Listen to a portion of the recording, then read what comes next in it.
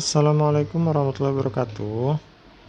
Oke, di video kali ini saya akan coba jelasin beberapa soal yang mungkin bisa dijadikan untuk persiapan PTS-nya.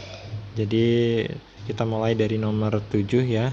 Di sini nomor 7 diketahui panjang sisi-sisi sebuah segitiga, diketahui panjangnya masing-masing 2x, 2x plus 2, dan 3x plus 1. Kemudian kelilingnya itu adalah 24. Panjang sisi yang terpendeknya berapa? Di sini otomatis kita harus mencari dulu ya berapa nilai x dari masing-masing sisinya ini. Kalau sudah x-nya dapat, maka semuanya akan beres. Jadi di sini kita akan manfaatin kelilingnya. Kelilingnya diketahui 24. Nah, kalau kita mau mencari keliling segitiga, itu kan tinggal menambahkan semua sisinya ya. Tinggal tambahin aja semua sisinya, maka kita akan dapetin berapa kelilingnya. Otomatis berarti kita bisa susun begini persamaannya. 2x berarti kalau kita tambahin dengan 2x plus 2, kalau kita tambah lagi dengan 3x plus 1, maka dia sama aja dengan 24. Nah, sekarang kalau sudah bentuknya begini kan jadi persamaan linear satu variabel. Jadi kita tinggal tambahin aja yang ada x-nya. Kan berarti 2x tambah 2x tambah 3x jadi 7x. Kemudian 2 ditambah 1 berarti jadi 3 sama dengan 24. Nah, bentuknya jadi lebih simpel. Sekarang kita pindahin aja 3-nya ke kanan ya. Jadi 7x sama dengan 24 kurang 3 berarti 7x sama dengan 21. Berarti x-nya bisa kita tinggal bagikan saja. 21 dibagi dengan 7 berarti x-nya itu sama dengan 3. Nah, kalau kita udah dapetin x-nya sama dengan 3, maka tinggal kita cari aja nih, kembalikan aja dia nilai 3 ini ke setiap sisinya. Sisi yang pertama tadi kan ada yang 2x. 2x berarti artinya 2 kali 3. 2 kali 3 6. Itu sisi yang pertama. Yang kedua, di sini ada 2x plus 2. Maka di sini kita masukin tuh x-nya, tinggal kita ganti dengan angka 3. Nah, berarti 2 dikali dengan 3 terus ditambah dengan 2. Nah, ini jadinya 2 kali 3 6 tambah 2 berarti 8.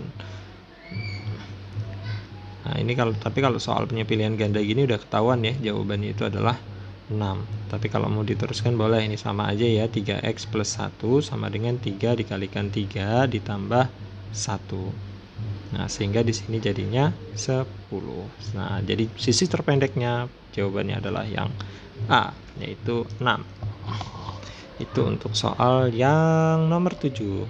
Kemudian kita lanjutkan ke soal nomor berikutnya, yaitu soal nomor 8. Di sini diketahui 3 bilangan ganjil yang berurutan jumlahnya 108. Nah, bilangan yang terbesar berapa ya? Oke, jadi di sini kalau ada bilangan ganjil, kita tahu ya bilangan ganjil itu kan misalnya dari 1, terus 3, 5, dan seterusnya ya. Di sini kan dari 1 ke 3 itu kan bilangannya ditambahin 2 ya.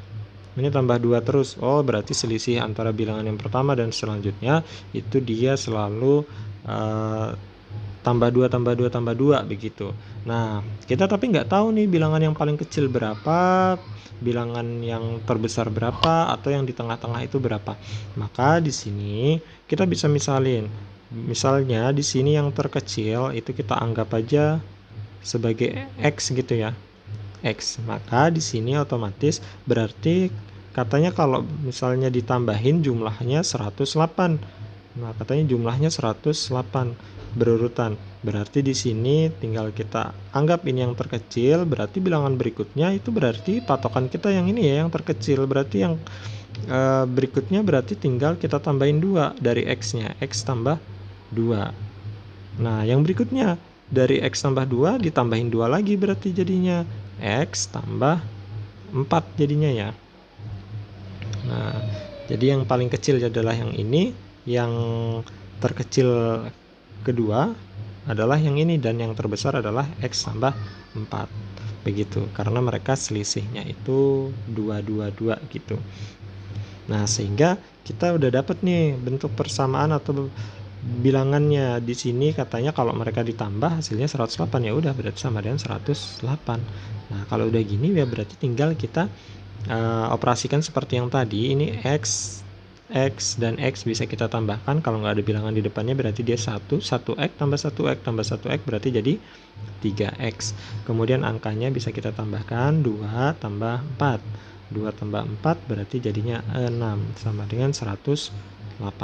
Oke, ini tinggal kita operasikan aljabar biasa. 6-nya pindah ke kanan berarti jadinya 3X sama dengan 108 dikurang dengan 6, berarti 3X itu sama dengan 102.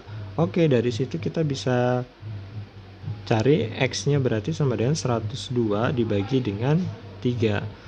Berarti X-nya sama dengan berapa tuh? 34 ya. Nah, 34. X-nya 34. Nah, tadi X itu apa? X itu adalah bilangan terkecil, tapi yang diminta adalah yang terbesar. Yang terbesar yang mana? Yang terbesar tadi itu adalah X tambah 4. Maka di sini tinggal kita tambah 4. Berarti yang terbesar itu berarti tinggal X tambah 4. Berarti 34 ditambah 4. Jadi jawabannya adalah 38. Yang ini ya. Oke, untuk soal berikutnya. Soal berikutnya soal nomor 9. Oke, ini soal nomor 9. Oke, di sini aja. Umur Raka 5 tahun lebih tua dari umur Abel.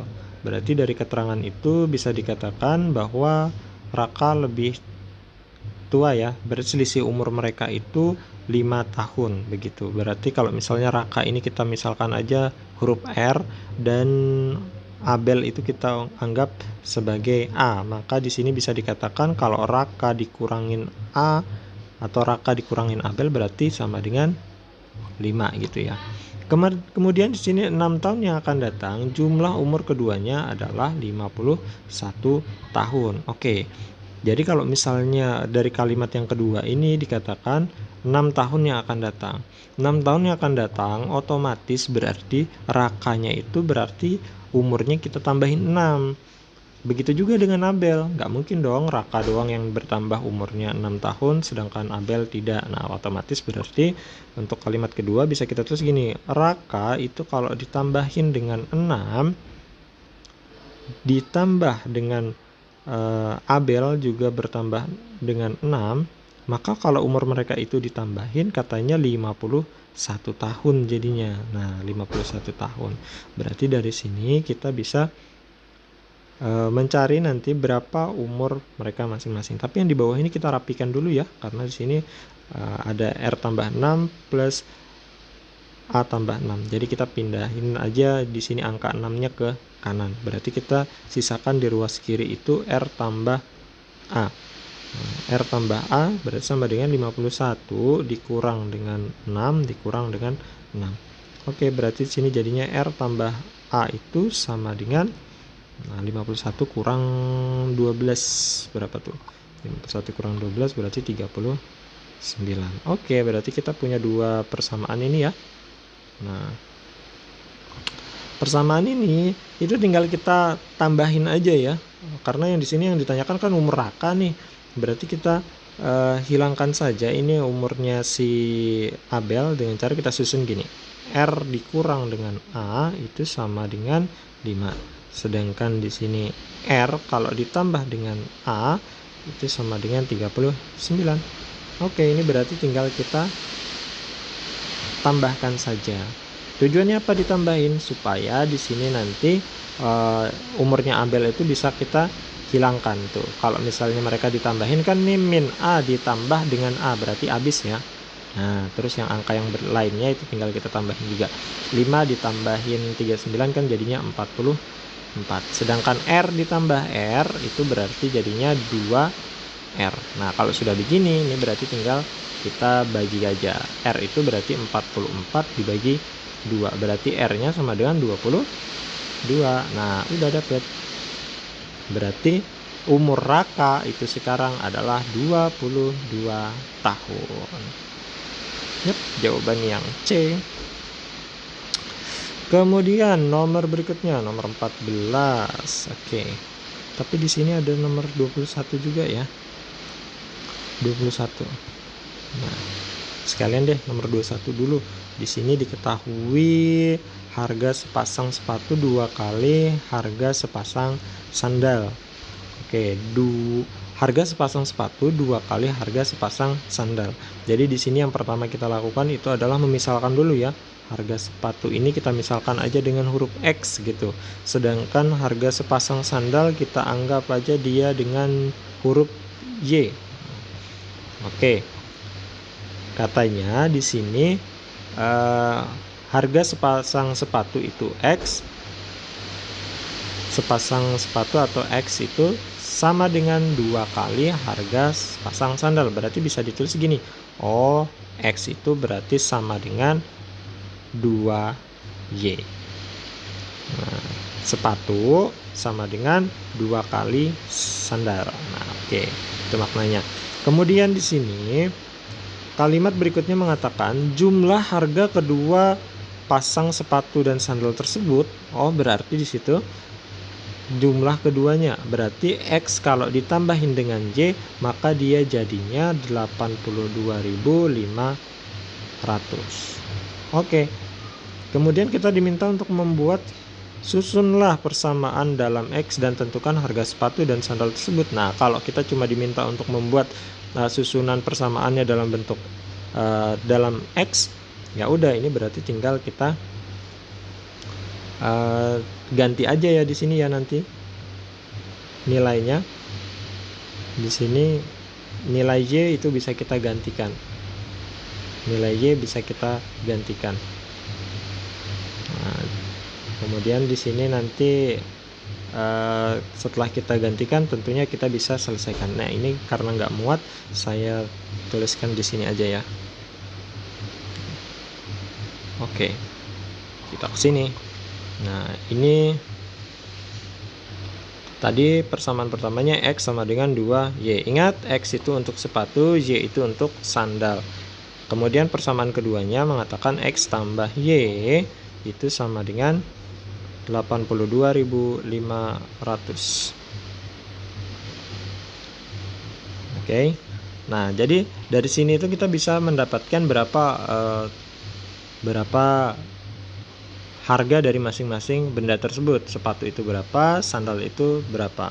Caranya gimana? Caranya kita kan udah tahu tadi ya. Nah, ingat bahwa pemisalan kita tadi jangan sampai ketukar. Saya tulis ulang dari sini. Sepatu itu sebagai X, sedangkan sandal itu sebagai Y. Kenapa pakai huruf yang berbeda? Kenapa nggak sama? Ya, karena di sini kan bendanya berbeda, otomatis kita harus menggunakan huruf yang berbeda. Jadi huruf yang berbeda itu untuk menandai bahwa bendanya itu berbeda dan nilainya juga berbeda. Maka di sini kita sudah mengatakan X itu sama dengan 2Y. Oh, berarti kalau kita menemukan huruf X pada persamaan lain, maka kita bisa gantikan dia dengan huruf 2Y. Sehingga X yang ada di sini itu kita ganti dengan 2Y. Sehingga ini bisa kita tuliskan begini. 2Y ditambah dengan Y sama dengan 82.500. Nah, kalau sudah seperti ini berarti kan di sini karena variabelnya udah sama, 2Y plus Y itu kan sama aja variabelnya Y ya. Jadi boleh kita tambahkan. Berarti 2Y tambah Y, ini kalau nggak ada bilangannya berarti 1 ya. Berarti 2Y tambah 1Y, berarti jadinya 3Y sama dengan 82.500. Nah, dengan cara yang sama seperti soal-soal sebelumnya tadi, berarti Y itu sama dengan 82.500. Kita bagi dengan 3, maka Y itu sama dengan, nah tinggal hitung tuh berapa, 82.500 dibagi dengan 3. Jadi hasilnya adalah 27.500. Nah, Y-nya 27.500. Ingat kembali bahwa Y tadi itu adalah harga untuk sandal. Sepatunya berapa? Nah, sepatunya tinggal kita kembalikan aja ini ke sini lagi. tadi kan harga sepatu itu katanya 2 kali harga sandal. Oh ya sudah, berarti untuk harga sepatu atau X itu berarti 2Y, berarti 2 dikali dengan 27.500. Nah, berarti jadinya adalah 55.000. Nah, jadi dari situ kita bisa bikin kesimpulan. Oh, jadi harga sepasang sepatu itu sama dengan 55.000. Nah, sedangkan harga sepasang sandal itu sama dengan 27.500. Nah, begitu. Oke, ini soal esai ya. Soal esai. Oke, kita kembali ke soal yang tadi. Selanjutnya, soal nomor 14. Tapi di sini ada soal nomor 23 juga. Oh, oke. Supaya nggak loncat, di sini biarin aja 23 dulu yang kita bahas ya. Karena ada 21, 23 sama 24 yang ditanyain. Nah, 23 dulu. Di sini soal uraian lagi, sebuah foto berukuran lebar 8 cm dan tingginya 12 cm akan dibuat bingkai dengan lebar 16 cm. Tentukan faktor skala dan tinggi bingkai foto tersebut. Tinggi bingkainya yang ditanyakan ya. Jadi di sini yang diketahui kan lebar dari bingkainya 16. Kemudian tentukan faktor skala dan tinggi bingkai foto. Oke, ini kalau kita gambarkan. Nah, di sini saya coba gambarin di sini aja ya. Yang ini nggak usah dilihat dulu. Di sini sesuai dengan keterangan dulu, baru nanti saya pindahin ke yang tadi. Ini sebuah foto berukuran lebarnya 8 cm. Oke. Kalau kita gambarkan kecil dulu di sini. Nah, ini lebar itu dari kiri ke kanan ya, 8 cm. Kemudian di sini tingginya 12 cm. Oke. Kemudian akan dibuat bingkai dengan lebarnya 16 cm. Oke, ini berarti lebarnya 16 cm. Dibuat segini ya. Kurang lebih segitu. Itu 16 cm. Sedangkan tingginya belum diketahui. Nah, tingginya belum diketahui. Berarti di sini kan kalau misalnya mau dibuat bingkai seperti ini. Nah, ini berapa lebarnya, tinggi bingkainya yang di sini? Kita anggap aja di sini X ya. Oke. Ini anggap aja fotonya. Nah, sekarang berapa faktor skala dan berapa bingkainya? Untuk faktor skala terhadap bingkainya itu sendiri, berarti tinggal kita lihat aja perbandingannya ya di sini ya.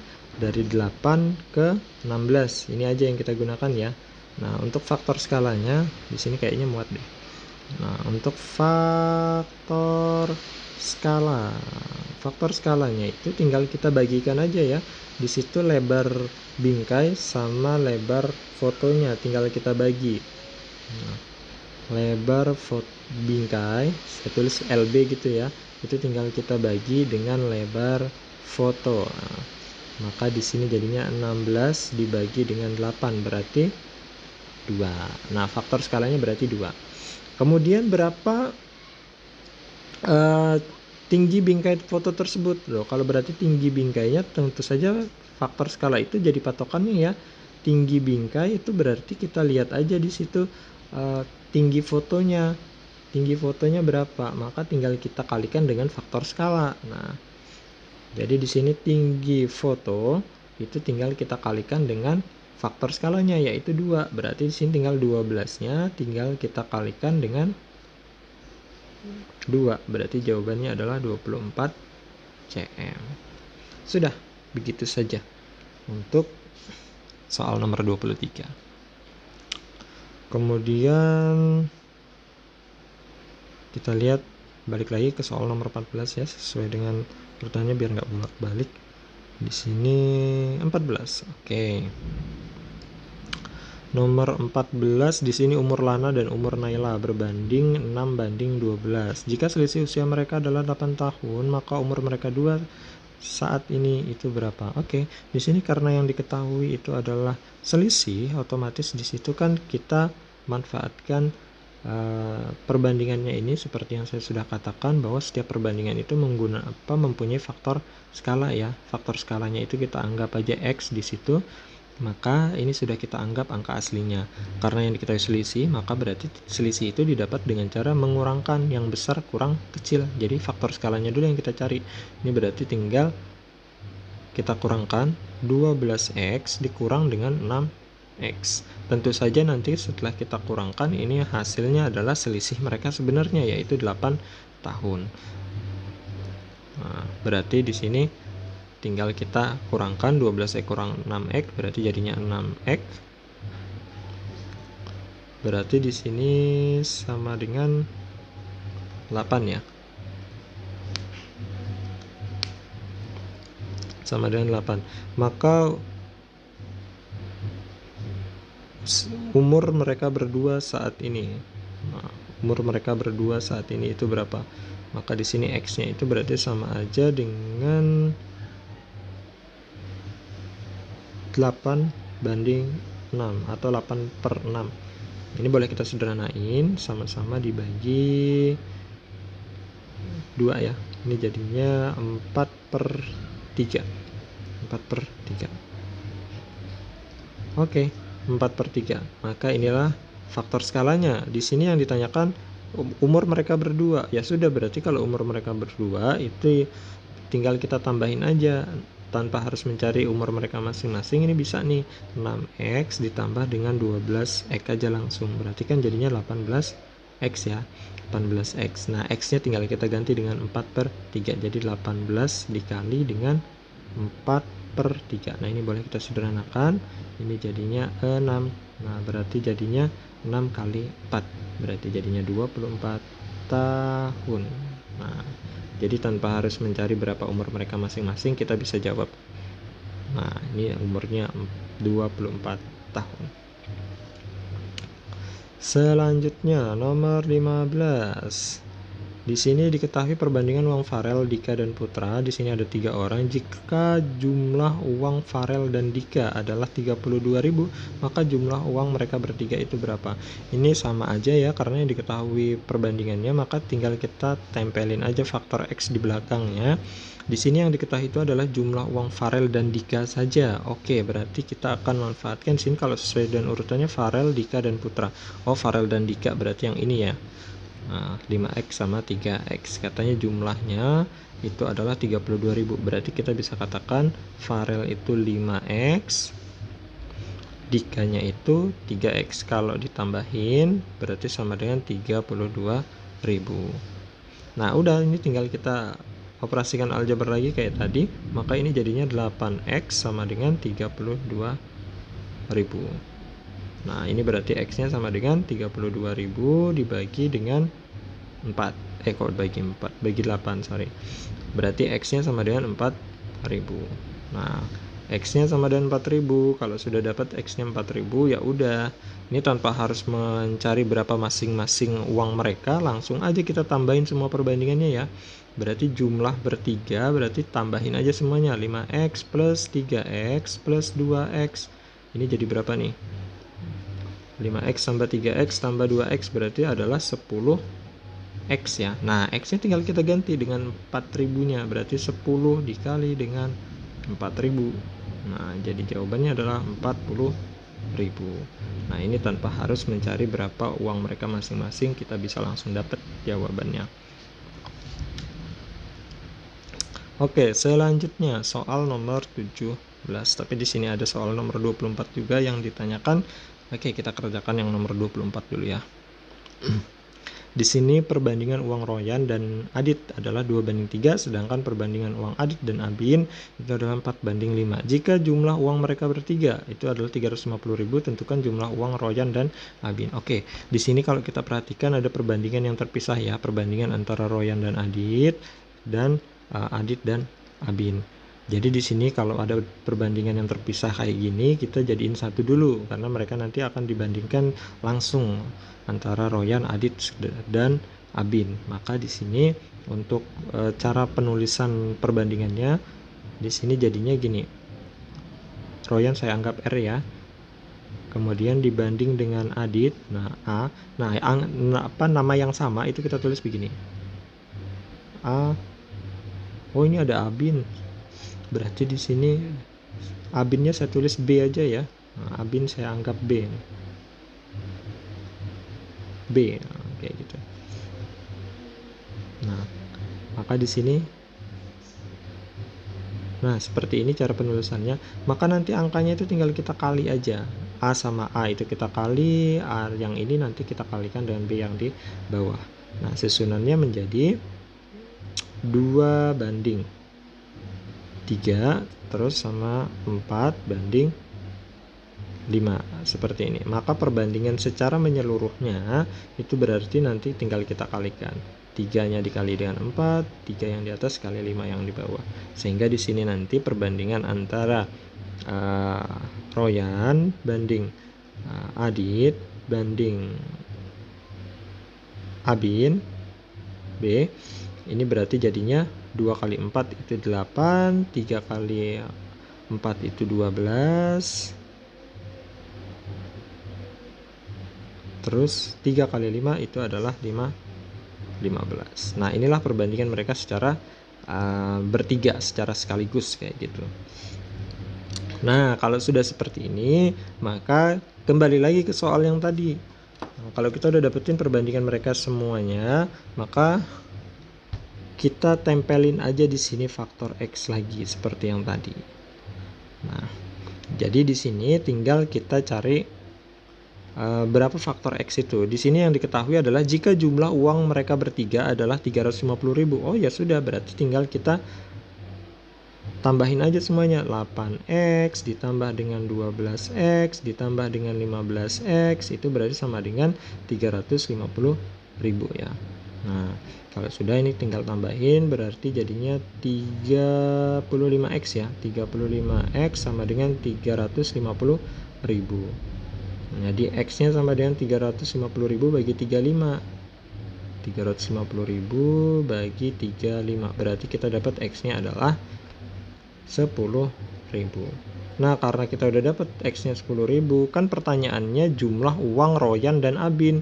Royan dan Abin itu diwakili oleh perbandingan 8X dan 12X. Ya sudah, berarti di sini aja ya, biar nggak terpisah. Berarti di sini Royan plus Abinnya berarti jadinya 8X ditambah dengan 12X. Nah, ini berapa nih jadinya? 20X. Ya sudah, berarti tinggal ganti X-nya dengan 10.000. Berarti 20 dikali dengan 10.000. Berarti jawabannya adalah 200.000 ya. Nah, ini soal esai, jadi nggak ada pilihan jawabannya. Jadi jawabannya adalah 200.000. Oke, itu soal nomor 24 ya. Ingat ya, ini soal nomor 24, bukan yang ini. Oke, itu jawaban untuk soal nomor 24. Kemudian soal berikutnya itu soal nomor 17. Nah, 17. Ini dia. Sebuah mobil memerlukan 10 liter bensin untuk menempuh jarak 50 km. Jika mobil tersebut menghabiskan 40 liter bensin, maka jarak yang ditempuh berapa? Oke. Di sini kemarin udah kita bahas ya tentang perbandingan senilai dan berbalik nilai. Di sini kalau kita perhatikan, kalau semakin banyak bensin yang dikeluarkan atau diperlukan, tentu saja di situ jaraknya akan semakin jauh. Jadi di sini kita bandingkan 10 liter banding dengan 40 liter. Kalau 10 liter itu dia bisa menempuh jarak 60 km. Nah, sedangkan di sini kalau 40 liter itu berapa? Nah, kita nggak tahu ini X, tapi kita harus tahu bahwa di sini dia itu semakin besar. Semakin besar angkanya ya, semakin besar. Yang ini berarti tanpa harus menghitung pun kita udah tahu kalau 40 liter pasti dia semakin jauh. Kalau semakin jauh berarti semakin besar juga angkanya kan. Nah, karena dia di sini itu angkanya semakin besar dan semakin besar kiri kanannya, oh ini berarti perbandingan senilai. Kalau perbandingan senilai maka dia dikali silang. Kalau dikali silang maka ini boleh kita sederhanakan atas bawah nih. Nah, sama-sama bagi 10. Berarti sini setelah itu kita kali silang. Satuannya kita abaikan aja ya, nggak usah pakai satuan. Maka di sini jadinya 1 kita kalikan dengan X, 4 kita kalikan dengan 60. Berarti 1 kali X berarti jadinya X. Kemudian 4 kali 60 berarti jadinya 240. Nah, maka jawabannya adalah 240 km. Itulah jawabannya yang B. Oke. Tadi nomor 21 sudah, 23 sudah, 24 juga sudah. Oke, berarti sudah habis. Sisanya nanti tinggal dicoba kerjain sendiri ya. Nah, oke, jadi di situ mudah-mudahan diberikan kelancaran dan kemudahan dalam menjawab soal-soal PTS-nya nanti. Kalau ada yang kurang jelas bisa ditanyain lagi. Oke, cukup sekian. Selamat belajar. Assalamualaikum.